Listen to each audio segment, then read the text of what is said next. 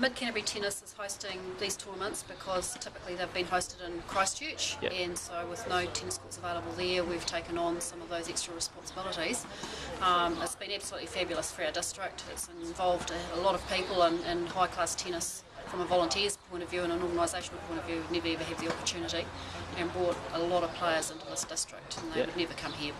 So it's actually done a lot for the players here as well. Yes, we've got 4 players playing in the Nationals this year, and it's, I believe, probably the first time in a long time that Mid Canterbury players have actually been involved in national tournaments. It's great, it's on the home patch, it means their families and everybody can be involved. And we also get a lot of players who come and volunteer and help out at the courts during the tournament, just doing some of the jobs around the place. So they get to come in and watch the play and talk to some of the players and just learn about the whole tournament situation rather than just going and playing and coming home again.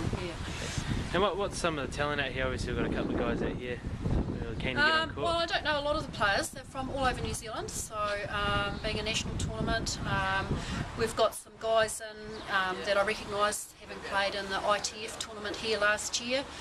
Kyle Butters is the #1 seed, I believe, and he's also playing next week in the ITF as the #1 seed, which is great. And they've been back here now several times to play tennis, some of those people.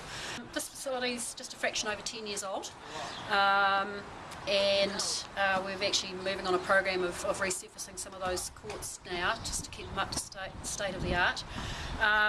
If we didn't have 16 courts, we wouldn't be able to host these tournaments. There's requirements for numbers of courts to host tournaments. So, probably, when they actually had the forethought to design this complex, they probably weren't thinking about hosting tournaments, but it's a consequence of what's happened here. This facility is held up as one of the best in the South Island.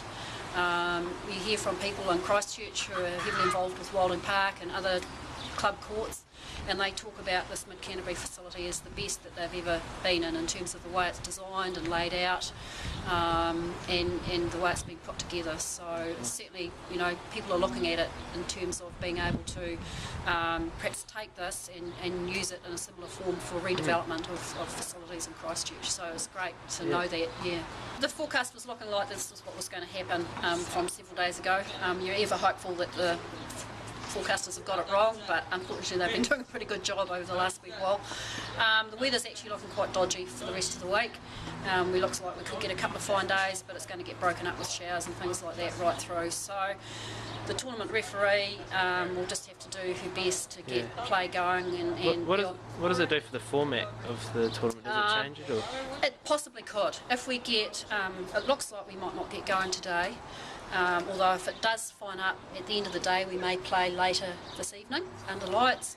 But if we get more rain delays, that means then instead of playing full 3 sets, we may have to play 2 sets with a super tiebreaker or do something like that to shorten the games up. Because they do have to finish on Saturday because we've got another tournament starting on Sunday. And what have you tried to do today? You told me you're squeegeing away. Yes, at 8 o'clock this morning we had a crew of people in here, as well as some of the players picked up squeegees, and we went across all the courts and pushed all the water off them. They were actually almost dry by 8:15 this morning, and if we hadn't had another shower of rain come through, we would have been out there playing. So it's unfortunate, and we may well be doing it again later on. A lot of work for no benefit.